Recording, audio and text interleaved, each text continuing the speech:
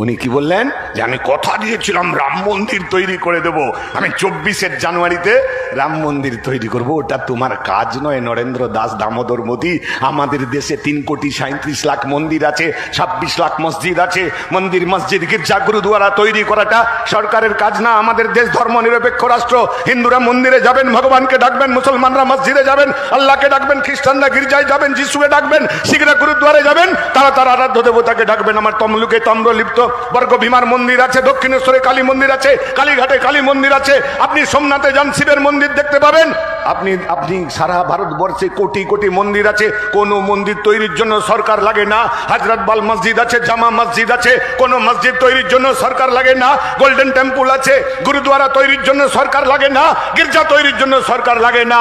সরকারের কাজ মন্দির তৈরি না। আর যখন নরেন্দ্র মোদী একটা মন্দিরের ঘোষণা করে দিলেন, আমাদের মুখ্যমন্ত্রী এদের দুজনের মাথাটা একটা সুতোয় বাঁধা, পুতুল নাচাচ্ছে। মোহন ভাগবত নাগপুরে বসে RSS এর হেডকোয়ার্টারে মোহন ভাগবত বলছে, মোদী আরে তুম রাম মন্দির বানাতা হ্যায় তো মমতা তুম দুর্গা হ্যায় না। ওকে দুর্গা বলে RSS অভিভূত করেছিল, তুমি একটা জগন্নাথ দেবের মন্দির করো। আরে এত ছোটবেলা থেকে বাবা ঠাকুর দাদা 14 পুরুষ পুরীতে গিয়ে জগন্নাথ মন্দির দেখছেন, জগন্নাথ দেবের দর্শন করছেন। অসুবিধাটা কোথায় হচ্ছে? যতীন নাকি আমাদের বাধা দিয়েছে নাকি যে বাংলার মানুষ জগন্নাথ দেখতে আসতে পারবে না? আরে জগন্নাথ মন্দির না করে ওই দীঘার উপরে এমস এর মতো একটা হাসপাতাল করতে পারতে, একটা সুপার স্পেশালিটি হাসপাতাল করতে পারতে।